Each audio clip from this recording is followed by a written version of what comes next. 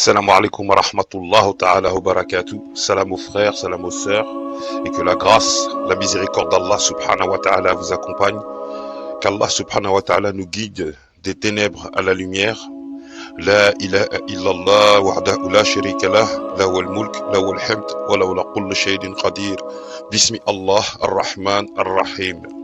Donc une vidéo rapide pour la suite, encore dans les idées. C'est la vidéo qui permet de faire le lien avec la prochaine, qui est bien sûr sur le nous dans le Coran, donc les muqaraboun. Et c'est sur le nous qui est utilisé dans le Coran, et surtout pour pouvoir distinguer les actions à travers ce Coran entre Allah subhanahu wa ta'ala et les muqaraboun. Ok. Et ensuite, bien sûr, cette vidéo elle va traiter... déjà, premièrement, cette vidéo va traiter un sujet précis, c'est le sujet sur le mot hafizan. Hafizan, traduit par gardien. Ok. Et dont la racine est hafaza. Donc, de cette racine, en découle un mot qui détermine une intervention céleste physique. D'accord? Je vais m'expliquer dans le cours de cette vidéo à travers des versets, bien sûr. On va parler que avec des versets du Coran. Et dans cette vidéo, ensemble, Inch'Allah Ta'ala, on va voir cette théorie développée et aussi une distinction nette entre le nous et Allah Subhanahu wa Ta'ala. Mais bien sûr, rien ne se passe sans la permission d'Allah Subhanahu wa Ta'ala, gloire à lui. Donc voilà comment va se développer cette vidéo. On va faire le tour de cette racine. Je vais vous montrer dans quelle forme il est utilisé. Ensuite, on va tout simplement montrer dans quelle forme il est utilisé à travers le Coran, pour vous démontrer que c'est bien des gardiens physiques, d'accord? Et ensuite, je vais vous faire une petite démonstration avec le mot dhikr dans le Coran, parce que c'est le verset qui nous intéresse, bien sûr, c'est le 15-9, c'est celui-là qui a attiré notre attention.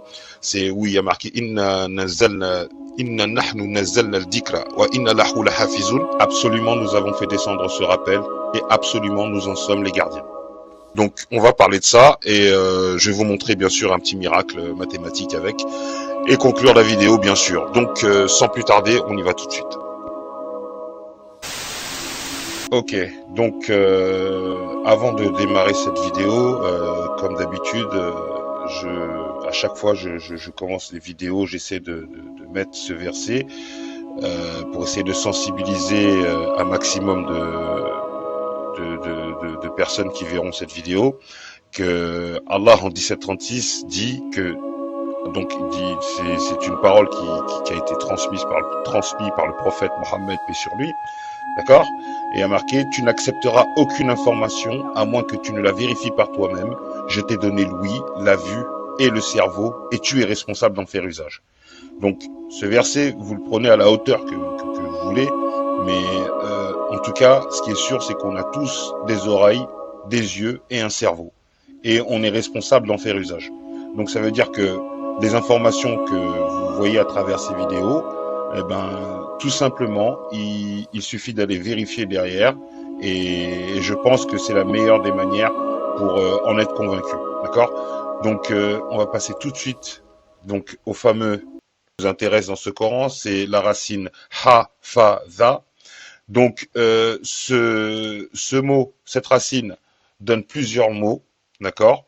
Et ces mots déterminent le sens de certaines phrases dans la manière comment ils sont disposés, mais ça donne une idée générale de gardien physique, d'accord? Ou d'une garde physique. Donc, hafiza. Voilà, ça c'est un... Alors, ce hafaza était utilisé en 4 manières différentes. Il est utilisé en forme de verbe, non, participatif ou participe passif, ok? Donc, ce qui nous intéresse ici pour l'instant, c'est le verbe. Donc, hafiza, yuhafizu et hustuhufizu sont tous les trois utilisés en tant que verbe dans le Coran, ok? On a aussi le mot hifz, d'accord? Vous avez vu la soukoun sur le fa, donc le fa ne s'étale pas, d'accord? C'est hifz, et directement, il est utilisé en tant que nom, d'accord? Ensuite, il y a le mot hafiz, d'accord? Hafiz, hafizat et hafiz, les trois, eux, sont utilisés au participe actif. Vous voyez? Et ensuite, on a le mot mahfouz qui est au participe passif, donc c'est quelque chose qui est gardé. D'accord? Ce n'est pas les gardiens physiques, mais c'est quelque chose qui est déjà protégé. Donc, au participe passif. Ok, donc le verset qui nous intéresse, c'est celui-là. C'est où il y a marqué Inna nahnu nazzalna al-dikra wa inna lahu lahafizun. Ok, donc absolument nous avons révélé le rappel et absolument nous le préservons. Euh, Dans ce cas, il est utilisé en tant que verbe, d'accord? La hafizun, parce que tout simplement, quand on constate que qu'il dit qu'il a gardé ce rappel, nous, à travers les vidéos qu'on a faites, on sait comment qu'il ait gardé ce rappel, d'accord? Et quand on fait le lien, on se rend compte qu'il y a vraiment une garde physique, d'accord? À travers d'autres versets, on sait que Allah il dit, c'est lui qui choisit qui comprend ce Coran, d'accord? Qui touche que les mutaharun, les purifiés. Donc, c'est pas moi qui vais vous faire la leçon, d'accord? Je suis très mal placé, mais en tout cas, quand il dit que nous avons gardé ce livre, c'est pas une garde fictive. C'est ça que je vais vous faire transmettre à travers cette vidéo. Ok? Donc ici, en tant que verbe ici, on l'a ici aussi. Donc vous observerez systématiquement les prières de contact, surtout la prière du milieu, et vous vous vouerez totalement à Dieu. Ici, là, c'est le mot hafizoun qui est utilisé. D'accord? Vous voyez, c'est marqué hafizoun. D'accord? Donc, en fait, c'est observé ici, mais systématiquement, c'est pour appuyer en fait sur le fait de faire très attention. Mais en fait, c'est beaucoup plus fort que ça. Il faut vraiment être. Il y a d'autres traductions, ils ont utilisé le mot assidu, mais c'est pas assez fort encore. Il faut être, comment dirais-je, un garde sur les prières de contact, voilà. Et ils disent surtout sur Salat el-Wusta. Voilà. Donc ça veut dire que la salade les salades, on doit regarder, on doit être très vigilant en fait. Voilà, c'est le mot que j'ai cherché. Vigilant sur la prière, d'accord? Et ensuite, sur celle de Wusta, il faut l'être encore plus. D'autant plus. Voilà. Voilà. Donc, en fait, pour être direct, nous sommes les gardiens physiques de notre salade, surtout pour la salade El Wusta. Voilà. Ensuite, le verset qui suit, qui est très intéressant, c'est le 2,255, hein, où, d'après certains, ils lui ont donné un titre, d'accord? Il n'y a pas de titre pour les versets, il y a des titres pour les sourates, mais pas pour les versets, d'accord? Et c'est le 2,255, où il y a marqué Allahu la ilaha illahu al-qayyul al-qayyum, la ta'huduhu sinatun la la'um, ainsi de suite, hein, on le connaît, le verset par cœur. Donc, à la fin, il y a marqué كرسي السماوات والأرض ولا يحوده حفظهما وهو العزيز الحكيم. Ici, c'est le mot حفظهما qui nous intéresse. Et حفظهما, c'est en fait, c'est-à-dire que la garde de ce qu'on vient de citer juste avant précédemment, elle est faite par Allah subhanahu wa ta'ala lui-même, d'accord? Et ça ne lui coûte aucune peine. Donc on voit bien qu'il y a rien entre le hafiz d'Allah subhanahu wa ta'ala envers le trône et les cieux et la terre, c'est lui-même qui en est gardien, il le dit, hein, noir sur blanc.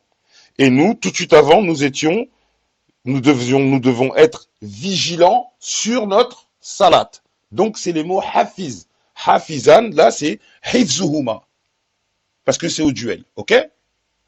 Donc là, là, il y a toujours une garde, donc être gardien. Ok, donc on continue.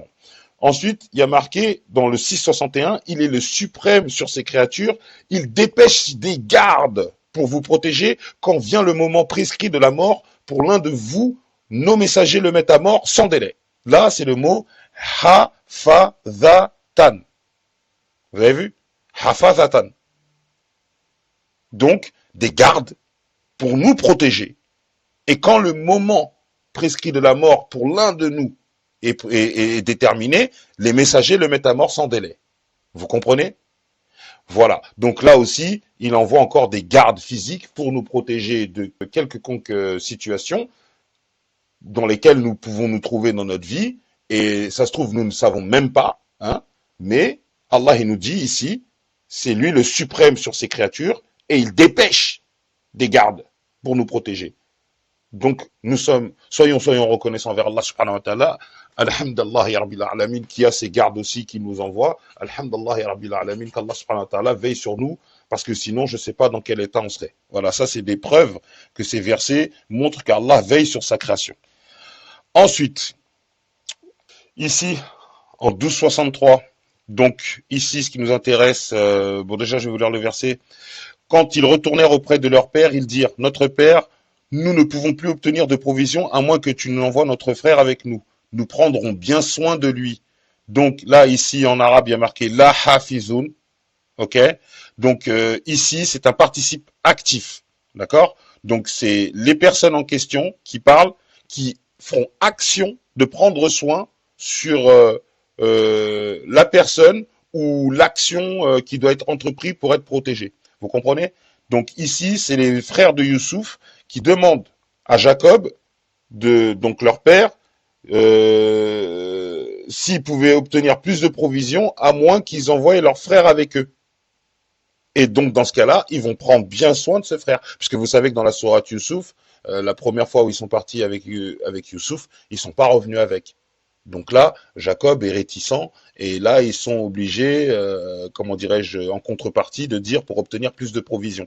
Voilà pourquoi, dans le 1263, il y a marqué le mot la hafizoun, parce qu'ils vont prendre bien soin du deuxième frère, ils vont le garder physiquement. Vous comprenez? Voilà. Et bon, là, c'est notre traduction. Quand ils revinrent à leur père, ils dirent, oh, notre père, on nous a empêché de recevoir des grains, envoie donc avec nous notre frère afin que nous en recevions, afin que nous en recevions, nous en serons ses gardiens. Voilà. En 1264, il dit, vous le confierai-je comme je vous ai confié son frère avant cela? Vous voyez, Dieu est le meilleur protecteur de tous les miséricordieux et le plus miséricordieux. D'accord? Et là, c'est marqué Hafizan. C'est Allah. Vous voyez? Donc, il garde sa création, d'accord? Et c'est lui le meilleur des protecteurs. Et quand on protège quelqu'un, qu'est-ce qu'on fait? Eh bien, on le garde. On fait attention, on est vigilant, on guette, on fait attention, on regarde. Et quand Allah dit Inna nahnu nazzalna al-dhikra wa inna lahu lahafizun, il le guette son livre. Vous comprenez? Voilà. Donc on continue. Toujours un petit coup de participe actif rapidement avec les diables et Suleiman. Donc et les diables, il y avait ceux qui plongeaient pour lui ou faisaient toute autre tâche qu'il leur ordonnait de faire. Nous les avons assujettis à son service. Nous les avons assujettis. Donc en fait, comment que c'est traduit ici, nous les avons assujettis, voilà, cette traduction va mieux. Nous étions pour eux des gardiens. Voilà, c'est-à-dire que le nous, les muqaraboun, les anges, ils n'ont pas laissé les diables comme ça faire comme ils veulent. Non, ils les ont guettés tout le temps qu'ils étaient assujettis à Suleiman. Vous comprenez? Et là, il y a le mot qui est marqué hafizina. Vous avez vu? Donc, ils sont actifs. D'accord? Ils sont actifs sur les diables qui plongeaient pour Suleiman et d'autres faisaient d'autres œuvres. Et les anges, qu'Allah subhanahu wa ta'ala en a donné la responsabilité, gardaient ces diables. D'accord? Ils étaient leurs gardiens. Ils faisaient très attention à ce qu'ils faisaient pour pas qu'ils glissent. D'accord? Ensuite, dans la 86.4, absolument tout le monde est bien gardé. Et là, il y a marqué qu'il n'est pas d'âme qui n'ait sur elle un gardien. Vous avez vu? Hafizun. Hafizan, hafizun, après c'est utilisé au pluriel, duel, passé, participe passé, mais là c'est encore actif. Allah nous dit que chaque âme a un gardien qui guette. Vous comprenez? C'est physique. Ok, ici on passe au participe passif. Comment qu'il est utilisé en participe passif pour voir aussi qu'est-ce que ça pourrait donner. Donc ici, dans la 85, sourate 85, il y a marqué en vérité, c'est un glorieux Coran, d'accord? Fi lawhin mahfouzin, préservé, gardé. Ok? On a bien le ha, fa, tha. Ils sont là les trois. Et là, c'est au participe passif, c'est pas physique, c'est pas d'une action, c'est pas une action dont il va y avoir une action directement sur quelque chose. En fait, l'action est déjà faite. Il est gardé, d'accord? Sur une tablette maîtresse, préservée, conservée. Vous comprenez? Là aussi, c'est physique. Et nous avons fait du ciel une voûte protégée. Pourtant, ils sont totalement inconscients de tous les signes prodigieux qui s'y trouvent. Et ça, c'est le 21-32. D'accord? Dans le 21-32, il y a aussi marqué le mot Mahfouzan. Nous avons fait du ciel une voûte protégée. Mahfouzan. C'est protégé. Donc, c'est pas le ciel. On ne voit pas quelqu'un. Là, dans cette phrase, c'est pas quelqu'un qui va pour protéger le ciel. Non, il est déjà protégé. Et on parle du ciel. Donc, il est protégé physiquement. Et vous savez, à travers le Coran, de quelle manière Allah subhanahu wa ta'ala nous le décrit très précisément. Okay. Donc, dans la sourate 15, verset 9, c'est là où il est marqué que absolument nous avons fait descendre le rappel et absolument nous le préservons. Donc déjà, il y a une notion sur le mot al-dhikr, parce que il y a des petites polémiques pour les gens qui disent que non, c'est le Coran, que c'est le rappel que contient le Coran, que bon, on a entendu diverses théories, mais là, ce qui est important, c'est ce que je vais vous montrer, ce n'est pas un hasard, d'accord? En sourate 15, verset 9, Inna nahnu nanzalna al-dhikra wa inna lahu lahafizun, 1811e verset depuis le début du Coran. D'accord? Et il y a le mot dhikr, el-dhikr, d'accord? Et la prochaine fois qu'on revoit ce mot el-dhikr, c'est en 38.8, d'accord? Et c'est le 3978e verset depuis le début du Coran. Donc la distance qu'il y a entre ces versets, de 1811e verset 15.9 jusqu'au 3978e verset 38.8, la distance entre les deux est de 2166 versets, exactement. 2166 est égal à 19 fois 114. 19, le dénominateur du Coran. 114, c'est le nombre de sourates que contient le Coran. D'accord? Vous pouvez vérifier par vous-même.